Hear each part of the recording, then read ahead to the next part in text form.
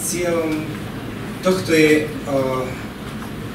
existuje taký právny pojem doručené krátkou cestou, že by sme sa stretli, sa porozprávali o tom, že o rôznych pohľadoch na vec, o tom, čo sa deje, čo sa chystá, čo sa robí, ako sa na to pozerá štát, ako sa na to pozerajú zástupcovia organizácií, ktoré spolupracujú so štátom intenzívne a robia niečo aj pre túto ukrajinskú komunitu, a ako sa na to pozerajú zástupcovia ukrajinskej komunity.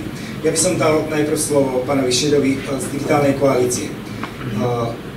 Digitálna koalícia je spoluorganizátorom celého tohto eventu a je ukrajinský žiak, ktorému sa bude venovať ešte kolegyňa neskôr, takže teraz to nechcem ešte tak rozberať.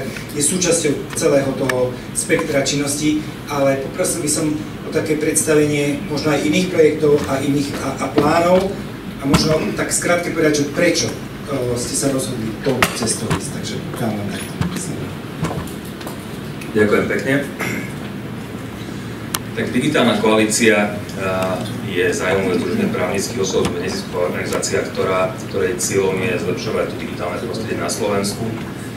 A prečo sedíme teraz tu a prečo sa bavíme o podpore ukrajinskej komunity a ukrajinského týmcov na Slovensku, je, pretože tie naše aktivity nesmerujú len slovenským občanom, ale ku každému občanovi, ktorý na Slovensku žije, a teda či už je to dlhodobo alebo krátkodobejšie.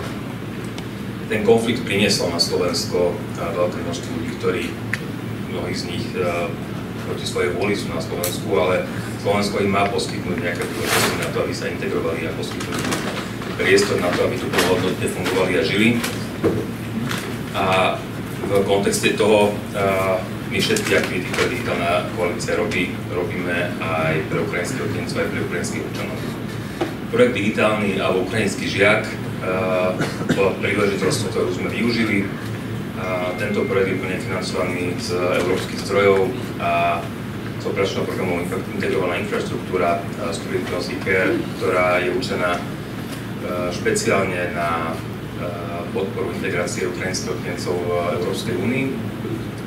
Ale projekt Ukrajinský žiak nie je vždy jediným projektom, ktorý my robíme pre ukrajinskú komunitu a pre ukrajinských občanov.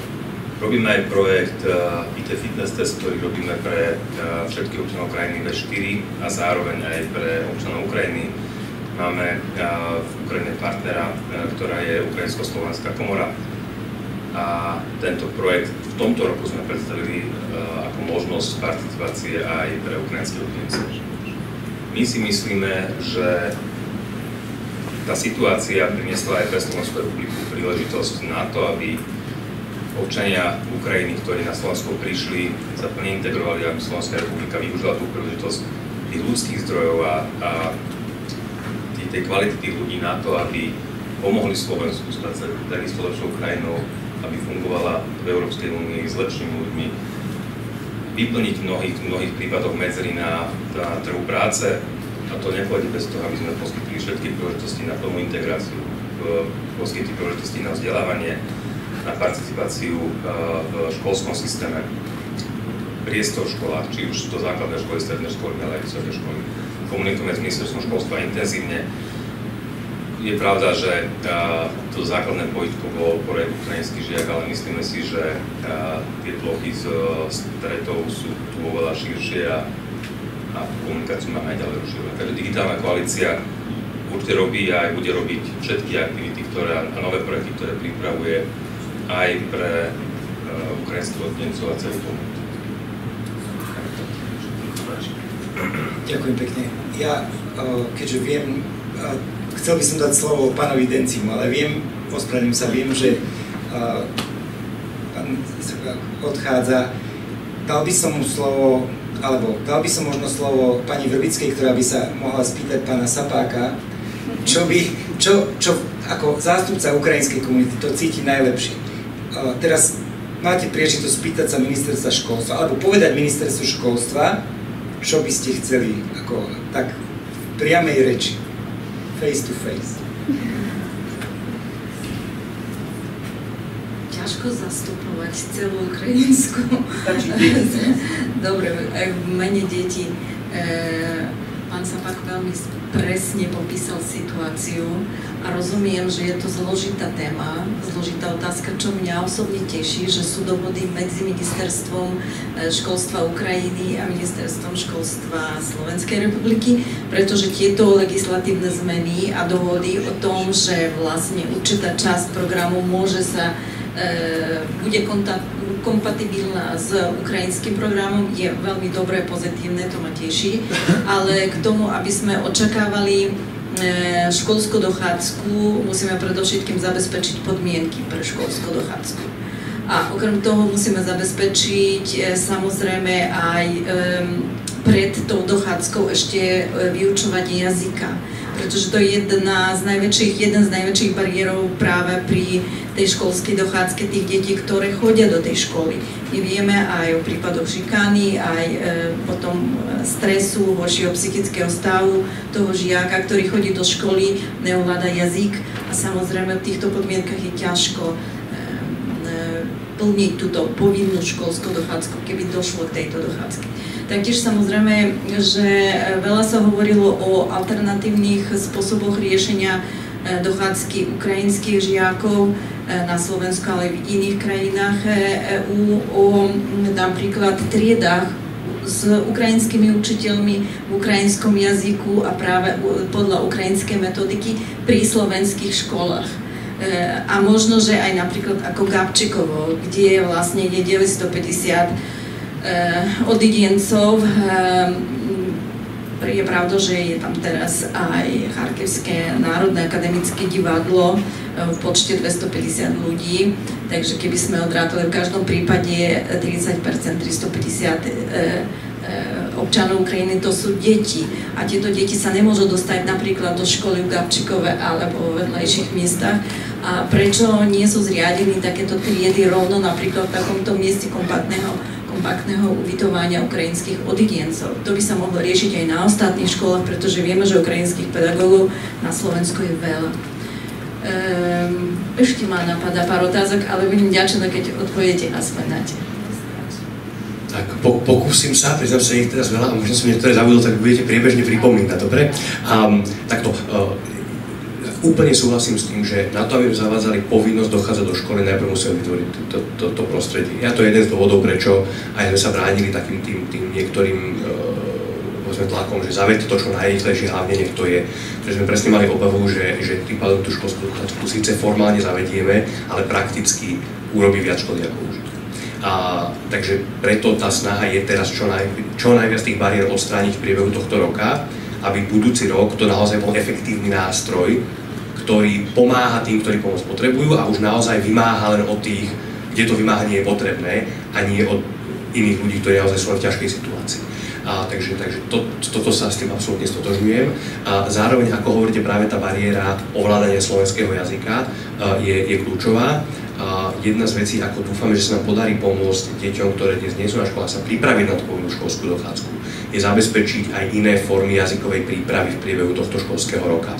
Opäť tie detaily ešte musíme doriešiť financovanie, takže o nich budeme hovoriť neskôr, ale hľadáme spôsoby, ako by aj deti, ktoré nebudú na školách zapísané tento rok, mohli sa vzdelávať v slovenskom jazyku, aby vďaka tomu boli lepšie pripravené na povinnú školskú dochádzku v budúcom roku.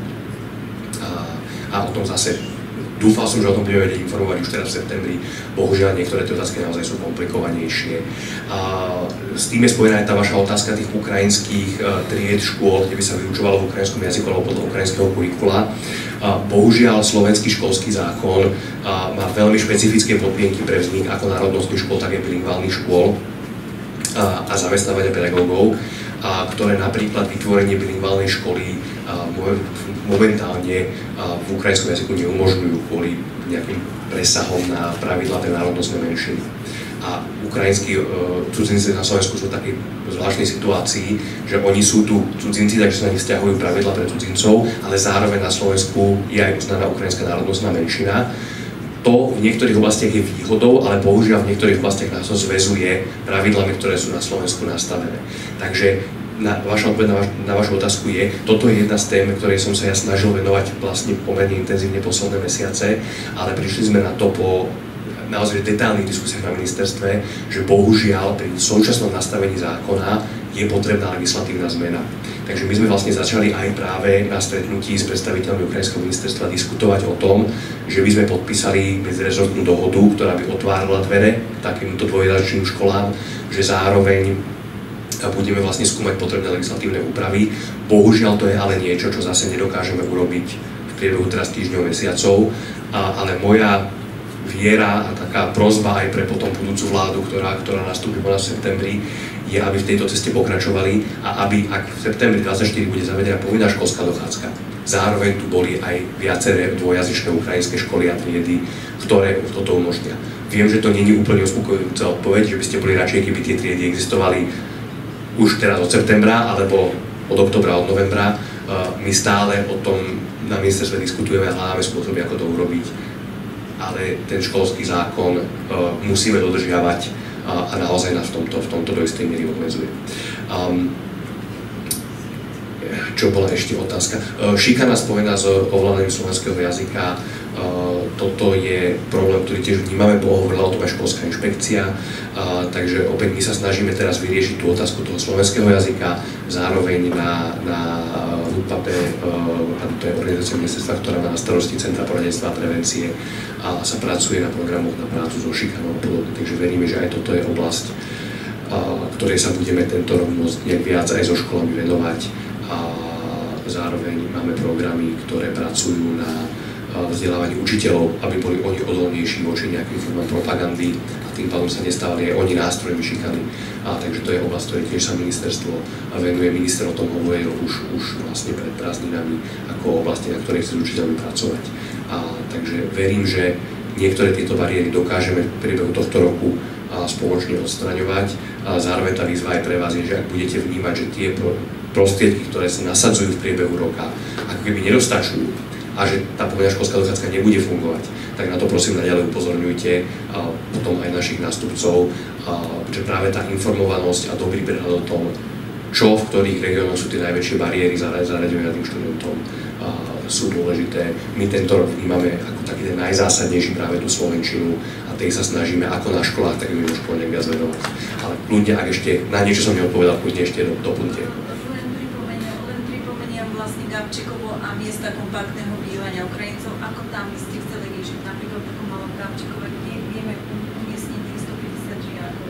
No v tejto chvíli ich tam umiestniť nevieme, vozíme ich vlastne do Dunajskej Stredy a do Šamorína a aj s podporou vlastne organizácií, ktoré tu dnes ráno prezentovali.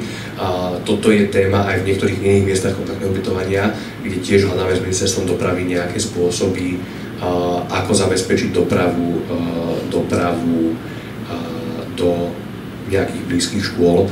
A pravda je taká, že ani medzinárodná prax úplne neodporúčuje dlhodobo zriaďovať školy pri takýchto miestach kompaktného bývania, pretože oni ešte viac ako keby prispievajú k tomu, že tí ľudia, ktorí tam sú, potom nemajú snahu hľadať si ubytovanie iné. A opäť v práci s migrantmi, utečencami je dôležité vlastne pomôcť ich, podporiť ich, ale zároveň ich motivovať a pomáhať im k tomu, aby z takýchto miest kompaktného bývania vlastne postupne odchádzali do spoločnosti. Takže my musíme zabezpečiť to vzdelávanie v Gabčíkove, je to výzva, aj vlastne myslím, že to aj vlastne kolega z Mariny boli, ktorí o tom hovorili a vnímame ju. Nejaké iné prechodné centra, ktoré by mohli slúžiť ako prechodná stanica medzi Gabčíkovom a úplne samostatným fungovaním. To je tiež jedna z tém, o ktorých sa teraz bavíme s Migračným úradom. Zatiaľ o tom neviem viac hovoriť, pretože neviem, či sa tieto projekty podarí rozbehnúť, ale skôr sme za to, aj keď je to finančne aj časovo náročnejšie, snažiť sa tie deti začleňovať do škôl v okolí, ako ich koncentrovať do jednej školy pri povedzme Gabčíkove. Ďakujem pekne. Hej, jasné, samozrejme. Teraz konečne sa mi podarí dať slovo pánovi Dencimu, ktorý je poradca predsedu vlády, pracuje ministerstva zahraničných vecí, človek, ktorý sa má na starosti istú časť agendy Ukrajiny. Spravím to tak, že vám nechám úplne voľnosť, čo poviete. Počuli ste, čo sa tu vlastne celý deň, o čom sa celý deň rozprávali a možno váš pohľad taký insiderský z toho vládneho prostredia, ako vnímate ten postoj štátu a ako to vidí, čo chce spraviť, alebo čo plánuje spraviť s celou touto problematikou. Takže úplne voľné pôsobenie máte, pán Denci. Ďakujem veľmi pekne za slovo. Dobrý deň všetkým.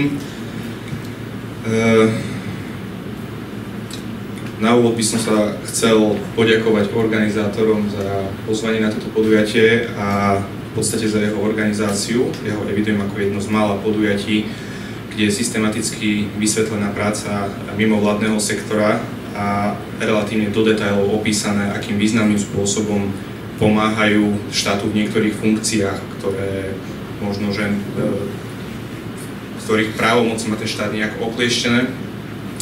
A tu sa ukazuje aj to, vlastne ako je štát v niektorých otázkach obmedzený, alebo ako tá byrokracia spomaľuje niektoré procesy a akú voľnosť majú ten mimovládny sektor, hej, že ako sa vie hýbať. Teda ja by som sa chcel poďakovať mimovládnemu sektoru za to, že v podstate od februára 2022 minulého roku to boli práve oni, vďaka ktorým sa nám podarilo aktívne zvládnuť tú situáciu, ktorá bola náročná. Vieme, že boli problémy na hraničných priechodoch, vieme, že tam pôsobili tie mimovládne organizácie, ktoré poskytovali priamo prvú pomoc. Zároveň by som sa chcel poďakovať aj Združeniu miest a obcí Slovenska a starostom tých obcí na východnom Slovensku, ktorí častokrát aj na úkor svojho rozpočtu pomáhali Ukrajincom a ukrajinským odídencom. Takže na úvod možno, že toľko. Kým sa dostanem k tomu, čo robíme na ministerstve zahraničných vecí, aká bola moja pozícia v rámci zboru poradcov, ako externého poradcu pre obnovu Ukrajiny, chcel by som povedať, že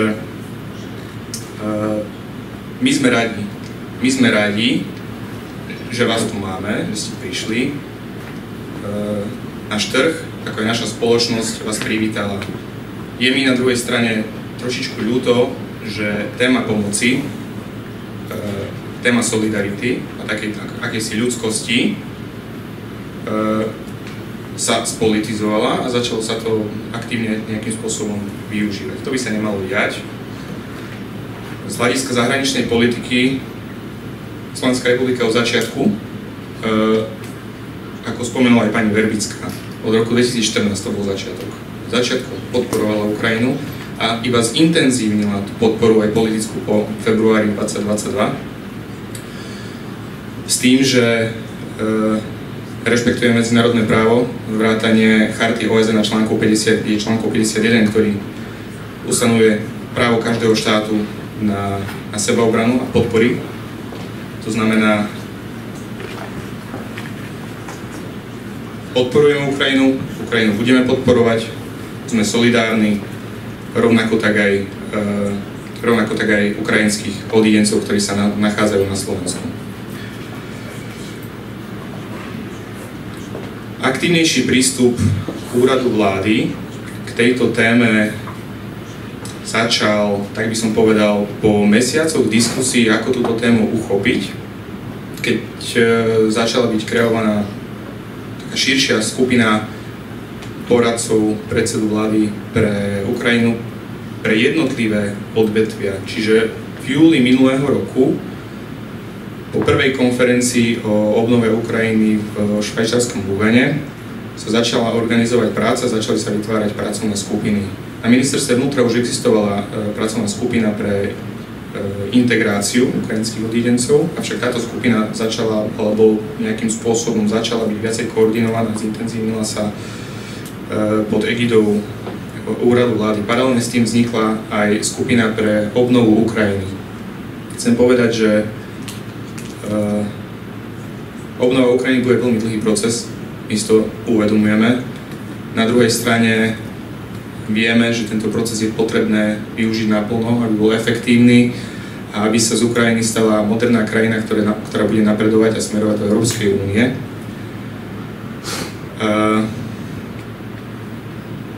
Mal som tu ešte napísaných pár poznámok, ja sa ešte do toho pozriem, lebo v podstate dnes ráno som ešte nevedel, že budem súčasťou panelu, ale som veľmi rád, že sa to stalo. Áno.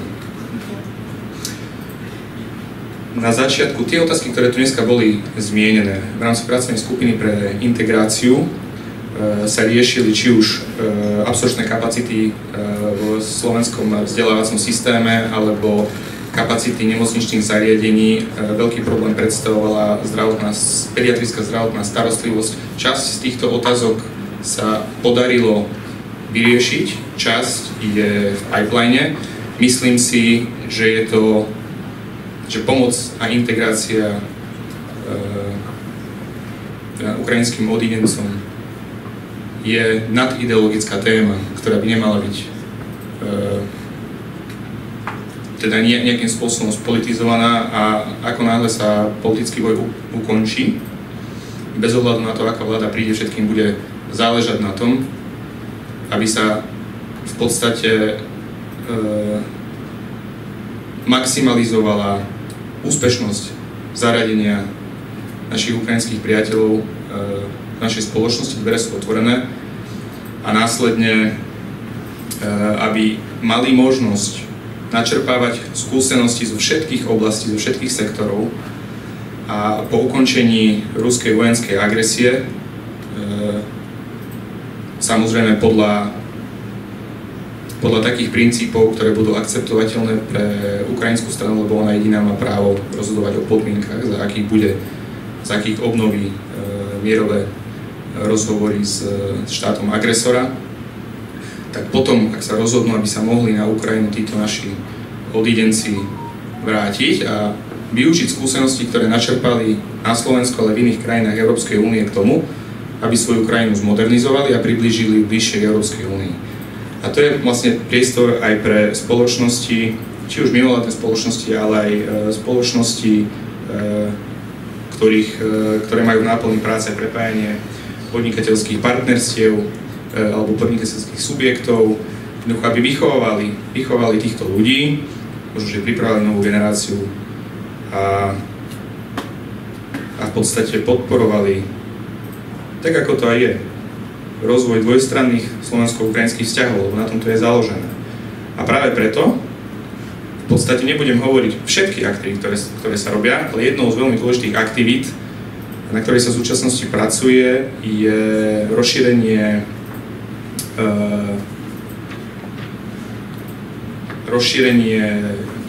konektivity medzi Slovenskom a Ukrajinou, či už železničné po skončení vojny, samozrejme letecké a tak ďalej, aby tá mobilita medzi Ukrajinou a Slovenskom bola rýchlejšia, čo umožní aj rýchlejšie odovzdávanie skúseností, návraty, budovanie podnikateľských partnerstiev, ktoré je základom teda pre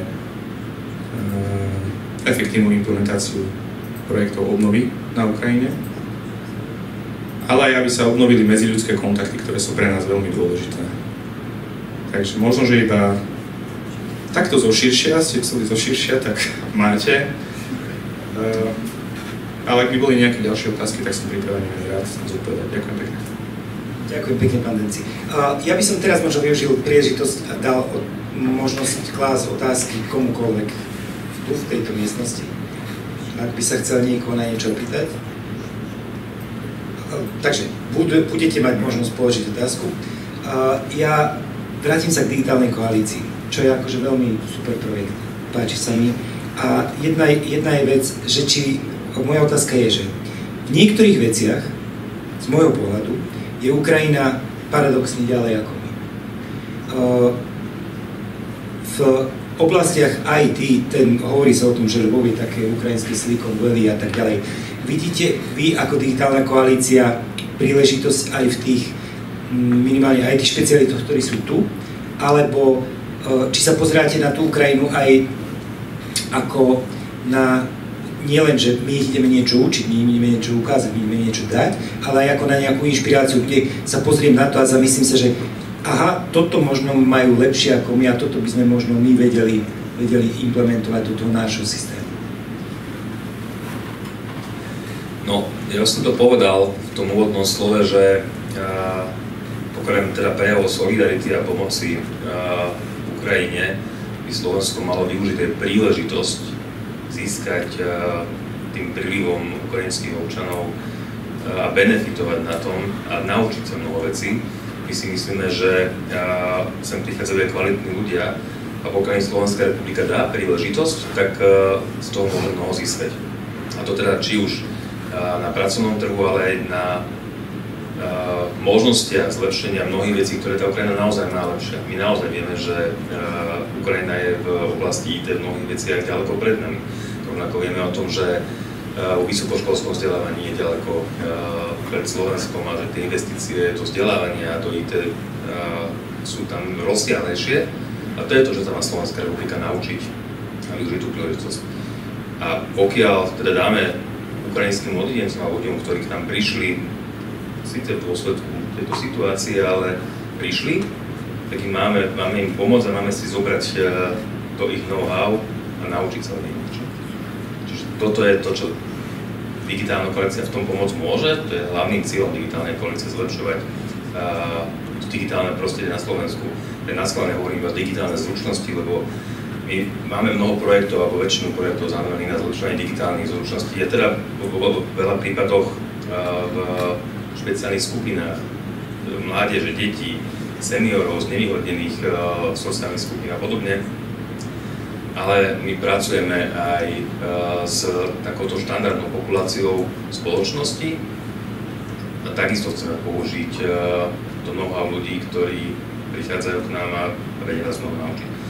Máme aktuálne aj v rámci digitálnej koalície na projekte zamestnaných mnoho ukrajinských oddencov a mnoho aj ukrajinských občanov, ktorí dodnes žijú na Ukrajine a pracujú na niektorých projektoch, o ktorých v tejto chvíli ešte nemôžem hovoriť, ale pracujú na vývoji niektorých projektov a systémov, ktoré by sme chceli v budúcnosti implementovať. Takisto aj pre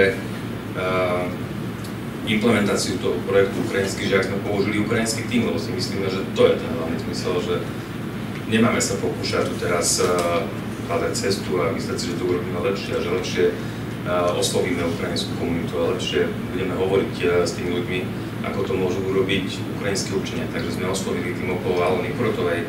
Veľmi ďakujeme za to, akým spôsobom sa chopila tej príležitosti. Čiže znova to zopakujem, že okrem prejavov solidarity a pomoci na Slovensko má benefitovať na tom, že tí ľudia sem prišli a zobrať si z toho to, čo môže. Ďakujem pekne. Takže otázka, jasné. Dávam takto. Ďakujem pekne. Inšpirovali ste ma vlastne na takú otázku. Viacerí naši klienti odišli minulý rok zo dňa na deň zo svojich domovov. To znamená, prišli bez nejakých svojich dokladov.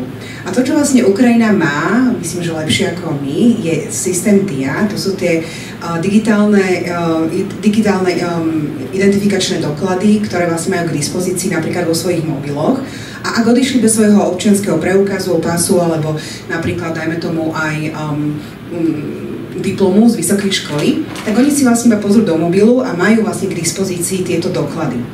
Tak je to taký nejaký nápad, alebo možno nejaká pre vás taká spolupráca so štátom, že pozrieť sa na to, že či niečo podobné, že či by sme sa nemohli to Ukrajinou inšpirovať práve v tom, že my Slováci by sme mohli mať nejaký taký svoj DIA systém alebo DIA nejakú aplikáciu, kde by sme vlastne práve tým príkladom Ukrajiny sa dostali k tomu, že všetky takéto doklady by mohli byť v digitálnej podobe. Lebo im to vlastne umožňuje nielen tú identifikáciu v zahraničí, ale zároveň aj to, že majú vlastne prístup k týmto svojim dokladom. Ešte čo je také ako keby problematické, že my to zatiaľ úplne neuznávame, napríklad ako Poliaci sú zase v tomto dopredu, že Poliaci to už uznávajú a u nás je to ešte nejaká cesta. Takže možno pre štát taká inšpirácia, že poďme uznávať tieto ukrajinské doklady a pre nás, že možno vytvorme takú aplikáciu. Ďakujem.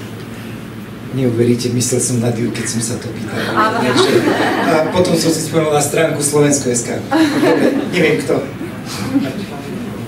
No ja som sa tak usmieval, ale neusmieval som sa, pretože som sa chcel smiať na vás, ale akorát sme to včera riešili, alebo teda v posledných dňoch riešili v rámci projektového tímu. My poznáme aplikáciu DIA a vieme o tom, že funguje a ukrajinskí občania ju bežne používajú v štandardnom systéme. My sme dokonca mali v našich procedúrach to, že budeme takisto akceptovať, ale vzhľadom na to, že slovenské úrady preukázanie prostredníctvom elektronických dokumentov neakceptujú, tak to nemôžeme urobiť v tejto chvíli ani my. Že my musíme, takisto ako teda aj pán Sapák hovoril, že ten zákon my musíme dodržiavať a pokiaľ na Slovensku dnes je akceptované preukázanie fyzickým dokladom, tak to rovnakým spôsobom musíme urobiť aj my. Ale rovnako zdieľam váš názor, že toto je jedna z tých vecí, ktorú sa môžeme naučiť a s ktorými sa stretávame vo väčšej miere aj vďaka tomu, že tí ľudia sú tu a napríklad takýto systém určite Slovenská republika implementovať má, my o tom budeme hovoriť a je to diskusia na ministerstve vnútra, samozrejme. Projektov, ktoré mali rôznymi spôsobmi zabezpečiť elektronickú identifikáciu občanov, bolo na Slovensku za posledných 15 rokov XY, ale žiadny sa nepodarilo implementovať v takom meradle, ako je napríklad DIA. Máme tu dnes Slovensko.sk a máme tu čipové občianske preukazy a to je zatiaľ najviac, čo za tejto republike z pohľadu elektronickej identifikácie obyvateľstva. Takže máme sa čo učiť aj v tomto ohľade. Ďakujem. Prejdem sa.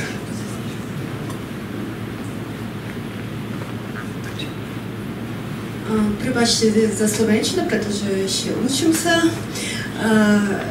Chcela vďačná za tú konferenciu, veľmi zaujímavá a aj zaujímavá diskusia. Pracovala som v Ukrajine v ministerstve digitálnej transformácie a robili ľudí, ako chcete, môžem porozprávať pro to, ako my to robili. Pracovala też w Ministerstwie Socjalnej Polityki a w Ministerstwie Odjeńców, które jeszcze byli IDB, Internally Displacement Person, od 2014 roku, kiedy to zaczęło się na Donbasie. To mam skúsenosti aj s veteránami, aj s sociálnou politikou. To veľmi ľúto, že ministerstvo školstva už odišlo, pretože teraz mám takú otázku. Môj syn, 9-ročník teraz, aj musí ísť do strednej školy. A to je bariéra pre neho, pretože nebúvali my slovenčinu v škole, to on učí sa teraz, ale on nebude tak vedieť tú slovenčinu ako Slováci. A pre nich tež ťažko ísť do gymnázii alebo dobrej strednej školy, pretože pozerala v Trenčine, teraz bývam v Trenčine, že bolo 118 miest gymnázii a deti chceli ísť 280, a to Slováky ani nezískali to právo ísť do gymnázie. A pre ukrajinských detí je to veľmi ťažko a veľká bariéra. I to musím rozhodnúť, čo robiť. Učiť sa online, pretože na univerzitete Ukrajinci majú teraz nejaký ako zľavy, neviem ako to povedať, ale oni môžu s ukrajinským dokumentom ísť do univerzitetu. A na strednú školu nemôžu a musят robiť skúšky ako Slováci aj zo slovenského jazyka. A to veľmi ťažko a aj bariéra pre nich. Vďaka, keď nemáme ministerstvo školstva, to môže ministerstvo zahraničných správ môže povedať, neviem. Ďakujem. Ja si myslím, že asi Alona odpovie asi kompetentne na túto otázku. Pýtala som sa pána Sapáka na túto otázku, pretože asi najväčší problém, to prezentujem aj vám, možno nám v tom nejako pomôžete, sú stredoškoláci. Prezentovali sme, že máme povinnú školskú dochádzku od budúceho roku, dobre, ale malé deti vieme nejakým spôsobom umiestniť, ale stredoškoláci, teda to je skoro nemožné. Z dôvodu, že žiadame skúšku zo slovenského jazyku ako prvého jazyka, z dôvodu, že teda skúšky sú aj z predmetov profilových, ako keď ide, neviem, na nejaký odbor, tak tie predmety biológia po slovensky a nedá sa to zvládnuť. Riešili to sme aj v digitálnej koalícii a snažili sme sa nájsť nejaké riešenie, aj pán Sapák to vie. A jeho odpoveď bola taká, že skúsime do budúcna niečo s tým urobiť, ale teraz najjednoduchšia cesta je zaradiť sa do školy strednej v Ukrajine. Na Ukrajine to hovoríme, pretože to pre Ukrajincov je veľmi dôležité, aby to bolo v Ukrajine. Hej. Zariadiť sa do školy v Ukrajine a potom prestupom prísť na slovenskú školu, že tam je tých možností oveľa viac. A do budúcna sa plánujú zmeny, o ktorých teraz nevieme hovoriť, ale vidíme, že čo bude v 30. septembri, ale tie návrhy sú na ministerstve a o tom hovoríme, ja o tom hovorím ako prvá vec, nepovinná školská dochádzka, a stredoškoláci, ktorí sú vo vzduchu. Sú to tínedžeri, ktorí keď nenastúpia na školy, tak pôjdu asi fajčiť trávu. A to asi nechceme ani ministerstvo vnútra, ani nikto to nechce. Takže to budeme riešiť aj do budúcna. Dúfam aj s digitálnou koalíciou, aj s partnermi z rôznych organizácií. Ale dám vám slovo. Pozerajte na mňa, že áno. Ďakujem veľmi pekne. Ja si myslím, že vaša odpoveď bola dostatočne vyčerpávajúca.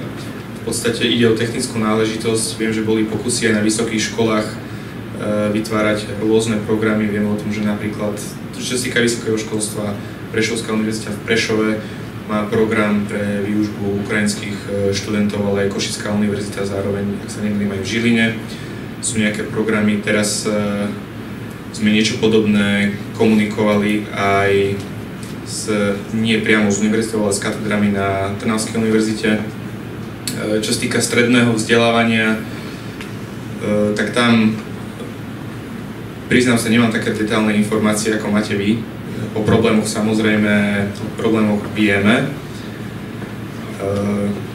Myslím si tiež, že bude potrebná úprava legislatívy, ale je v záujme všetkých, tak ako ste aj vy naznačili, aby každý tínedžer mal prístup k vzdelaniu, aby sa jeho potenciál v konečnom dôsledku mohol naplno využiť.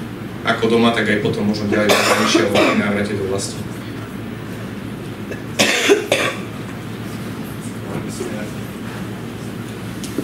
Ja nerad rozprávam na mikrofón, tak ak ma idú dostatočne počuť, tak by som teda využil to možno, že to poviem takto. Pán Sapak odišiel a ja som sa... Prepáčte, u nás napojíme viacej ľudia online. No, neviem, ak sa mi to podarí. Dobre, ďakujem. Takže neviem, či to je niekto ešte iný zo samosprávy. Ja som z mestského, alebo teda z mestskej časti Bratislava Ružinov a dennodenne počúvam teda problémy rodičov, ktorí ku nám chodia na miestny úrad a práve oblasť školstva je jedna z tých vecí, ktoré ich trápi, povedal by som, najviac. Umiestnenie detí a teda deti do škôl a do škôl. Ja som dennodenne svedkom toho, jak v podstate nefunguje prepojenie štátnej správy so samosprávou a na tie slabiny, ktoré sú medzi tou komunikáciou, není tam absolútne žiadna spätná väzba. A keď príde, viete, je taký systém, kde ten rodič je v prvom rade upozornený na to, že samospráva má toľko a toľko škôl a škôl pod sebou a keďže na tieto má nejakým spôsobom vplyv, tak títo rodičia sa v prvom rade obracajú na nás. My ich ale odosielame teda, aby sa obrátili priamo na školy s tým, že teda, aby využili tú možnosť komunikovať s riaditeľmi, so zástupcami o tom, že či tam tie miesta voľné sú alebo nie sú.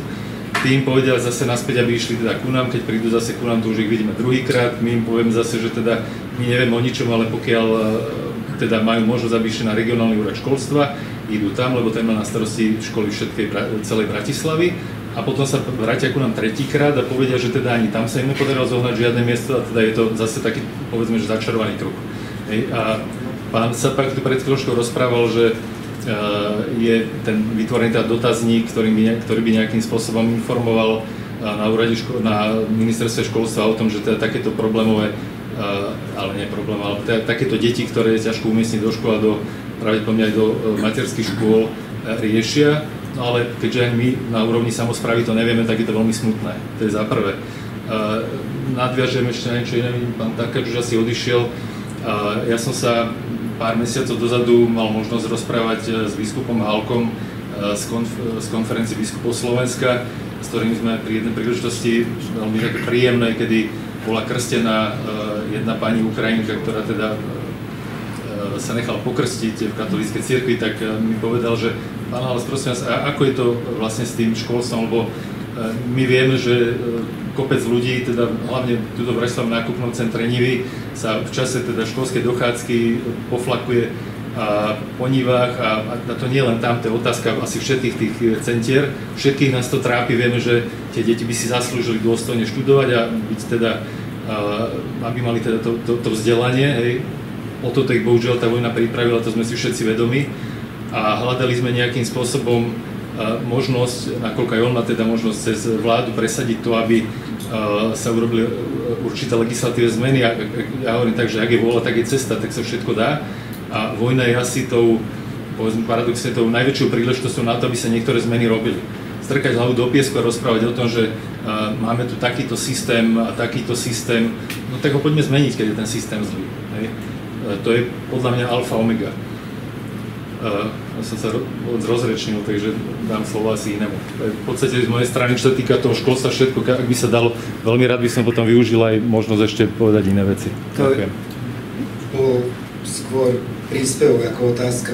So všetkým sa dá súhlasiť, bohužiaľ. Ja mám na to, dáme poslednú otázku, ešte príležitosť na poslednú otázku. Ja len jednu poznámku k tomu celému takú. Na vstup do schengenského priestoru potrebujete víza, respektíve ak máte bezvízový styk, potrebujete pás, 90 dní po obdobu a tak ďalej. A zrazu je vojna. Prichádzajú ľudia, ktorí majú žiadne dokumenty. Neuznávame dokumenty DIA, ktoré sú na istej digitálnej úrovni a uznávame A4-kový papier, čierno-biely, hej? Odídenec, ktorých spravím vo Photoshope 10 000. Takže treba sa zamyslieť nad tým, že potom niekedy sa povie, že sú nejaké predpisy, sme viazaní legislatívou EÚ. Bože, schengenský priestor, vstup do schengenského priestoru je jedna z kľúčových vecí Európskej únie, ktorá je tak limitovaná a v tomto prípade sme všetci pochopili, že je vojna, takže obličili sme všetky pravidlá a umožnili sme to. Čiže porozmýšľajme, že či nevieme umožniť, ja by som asi mal dávať možnosť otázky, ja hovorím, umožniť to, že aby sme takto vedeli pružne reagovať na tú situáciu. Viem, že mesiac pred voľbami už nebudeme reagovať, nie pružne, nebudeme reagovať na nič. Dobre, takže posledná otázka. Ďakujem pekne, volám sa Ľubomír Kazanovský, ja som čerstvý absolvent fakulty politických ved a medzinárodných vzťahov v Banskej Bystrici a akurát pána ministerstva zahraničných vecí chcem sa spýtať na to, čo som sa stretol osobne a z osobnej skúsenosti, že veľa študentov z Ukrajiny vlastne máme taký predmet odborný prax a stretávajú sa s tou problémov, že nemôžu vlastne máte nejaké skúsenosti alebo prax práve na ministerstve zahraničných vecí, lebo ich odmietajú jednoducho z nejakých dôvodov. A vďaka tomu, že naše veľvyslanectvo to umožňuje, hej, dneska, ale bohužiaľ sú tam nejaký limitovaný počet ľudí a potom z nejakých dôvodov takisto podmienok nemôžu odcestovať do iných veľvyslanectv po Európskej únii. Či teda je možné v budúcnosti, aby toto nejako umožnilo sa táto vec, lebo je to veľa študentov proste dostali tie kredity možno z nejakých iných aktivít a nie práve tých odborných, ktoré by potrebovali v tomto odbore. Ďakujem pekne. Ďakujem veľmi pekne, to je zaujímavá otázka.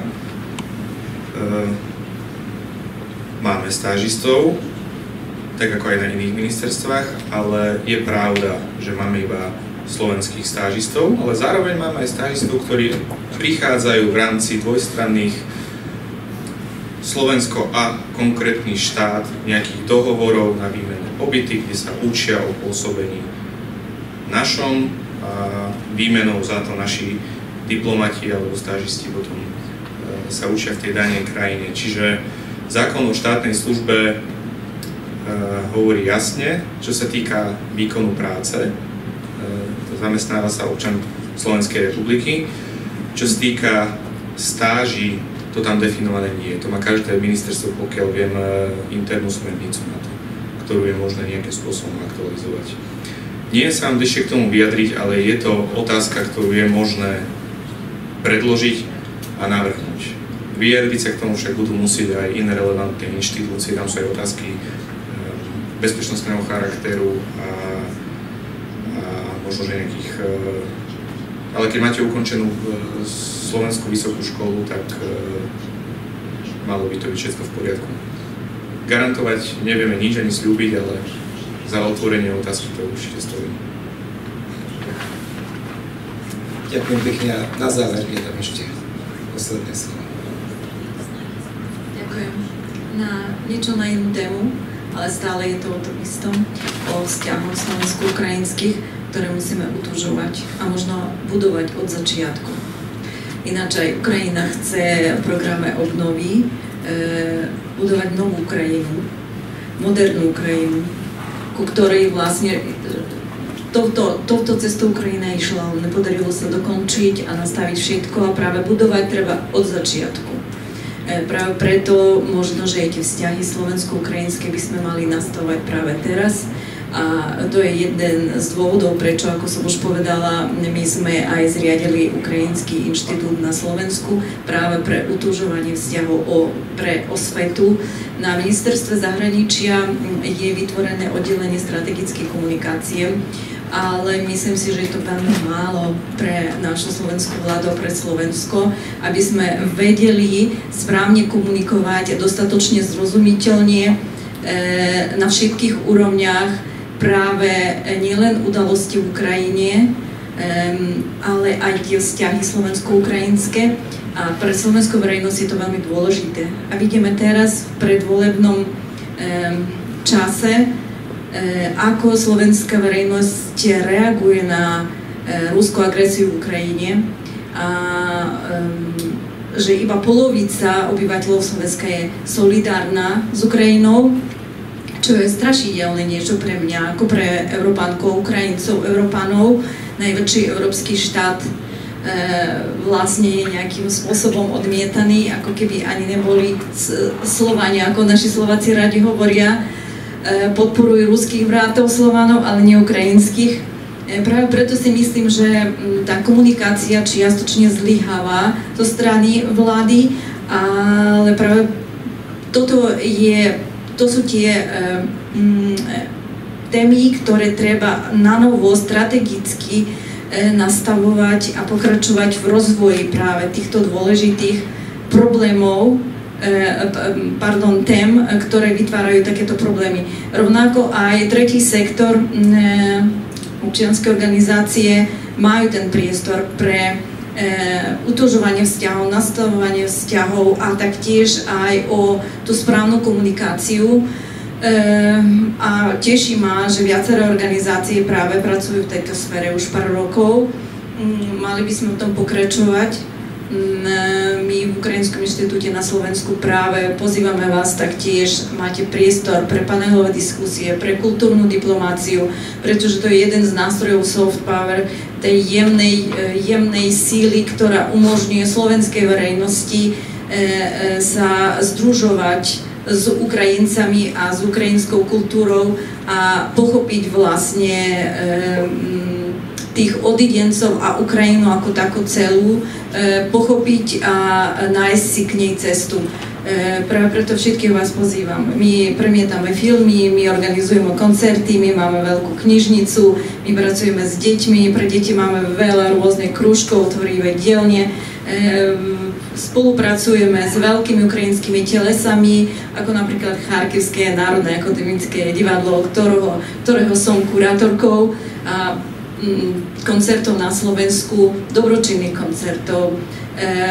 Na Slovensku toto divadlo už s nášou pomocou zorganizovalo vyše 150 aj v kostoloch, aj v koncertných sálach, divadlách, na otvorených priestranstvách a posledný koncert na hlavnom námestí ku Dňu nezávislosti ste, predpokladám, viacerí videli. A bolo to aj pod záštitou ministra zahraničných vecí, za čo veľmi pekne ďakujeme. Len pokračujeme v tejto spolupráci, pretože je to neskutočne dôležité nie len pre Ukrajinu, ale aj predovšetkým pre Slovensko. Ďakujem. Pani Verbická, ďakujem veľmi pekne.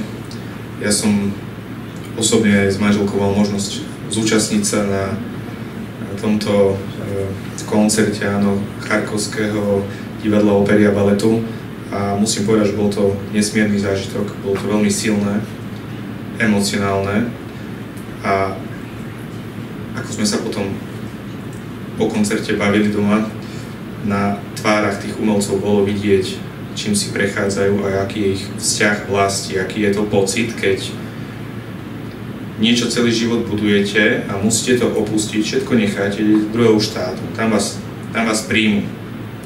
Ste prijatí. Nie všetci Slováci musia mať rovnaký názor, na to je tu pluralita. Ak sa tá pluralita vytratí, je problém. Čiže je dobré, že sú aj také názory. To je fajn, lebo to je tá pluralita. Ale dôležité, tak ako aj vravíte, je vysvetľovať. A ja si osobne myslím, to je môj osobný názor, že komunikácia Ministerstva zahraničných vecí a európskych záležitostí Slovenskej republiky v tomto ohľade je veľmi dobrá.